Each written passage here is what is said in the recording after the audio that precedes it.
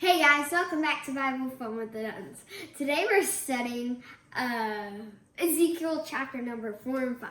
Let's get started. Okay, I'm jumping in for a little bit because we're still in craziness, I guess. So chapter 4, you've just read it, so I don't need to recap too much, but basically God is giving Ezekiel some instructions to act out. It's kind of like street theater. If you've ever traveled maybe to like New Orleans or to a big city, you can see people on the street corners and places outside acting things out, or doing different things, and a lot of times they'll have like a pot that you can put money in or a bowl or something. Or a hat.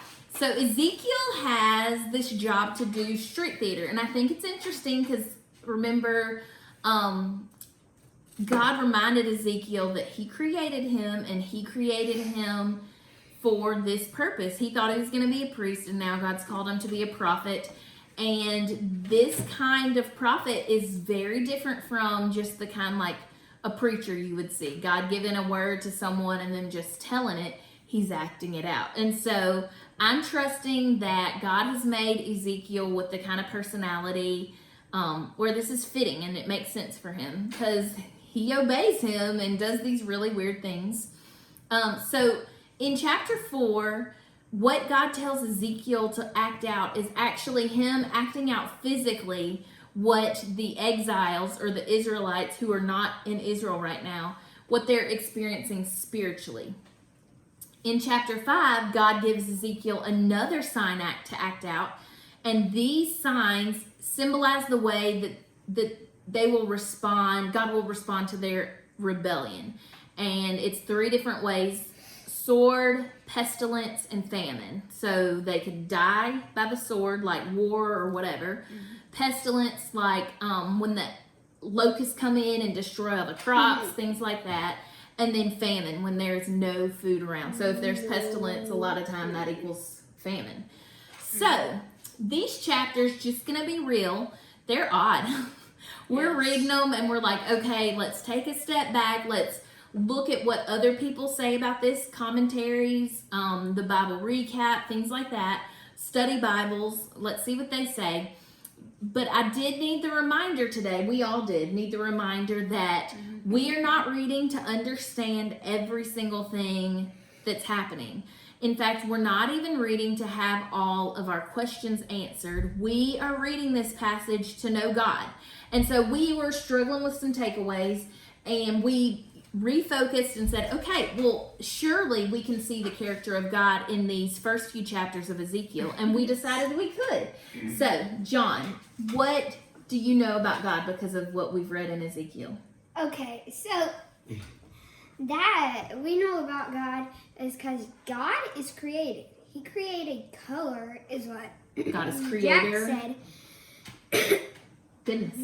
And he also created those angels and the cherubim. And the seraphim. Oh, so God is creative. Yeah. That's what you've learned. Yes, God is creative. He created us. He said, hey, their faces are going to have eyes and a nose and a mouth and ears. And I don't know if I would have thought of that. He said, let's give them a belly button. Let's give them toes. I mean, so it's pretty interesting. God is creative. And to us, I guess, because we are human, that's normal. And then we hear these creatures described in the Bible, and we have to remember God created them too. So, and they have 4 faces on their heads, and some of them have animal heads. And so he's very creative. That's a good one. What about you, Jax? What did you learn about God? Okay, so I already knew this before, but this is a really good reminder. And it also teaches us a little more about this. Taught us. So from what we've been reading so far, we've seen that God is sovereign. We've seen that he keeps his promises. He's good. He's great. He's loving. But then in here, it shows us that God, if you don't obey him, there are consequences. Very and true. He's very powerful. Very true. This tells me that God is patient and long-suffering, and his heart for us, for all of his people, is to really, really know him. And not just to know who he is, but to follow after him.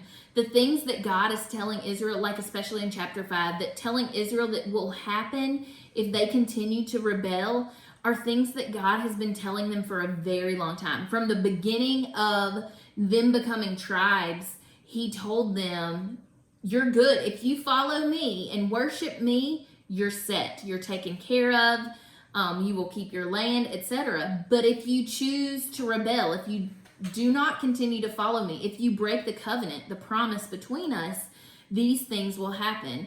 And that's the sword and pestilence and famine. God told them that from the very beginning. And not only that, he's given prophets and people to remind them of these things all along the way. When he sees them starting to stray or their eyes starting to wander after maybe other gods, just choosing not to follow him, he would send a prophet to remind them. He would send them judges to remind them, to communicate this very thing. Follow God and you're taken care of. If you don't, there will be consequences. And so it reminds me of a parent telling their child the consequences of their disobedience. The parent doesn't want the consequences for the child, but the parent knows the importance of leading their child and teaching them. The parent also knows the most important thing, the best thing for the child, is that they do obey the parent's rules or the parent's plan for them. So even though the consequences are difficult and maybe not what the parent wants, they're still not as bad as the child continuing to live in disobedience. This choosing disobedience never ends up, it takes us down a bad path, and it usually ends up in our own destruction. And so the parent loves us, God loves us, and he has this plan for us, and he will do whatever it takes to continue to remind us, to point this out, so that we have every chance and every opportunity to change our focus and to put our focus back on God and obeying him. So my question today for today's challenge, a couple of questions. How good are you at listening to and obeying your parents? Our parents want the very best for us, so it's very, very important for us to have a relationship with them, to trust them, and to obey them. Did you know that listening to your parents and practicing obedience to them helps us to learn to listen to God and obey him? Let's work really hard this week as our challenge to practice listening and practice listening to and obeying our parents. And let's just see what our intentional trying to do this, how that changes our week. All right, friends, we'll see you guys tomorrow. Bye.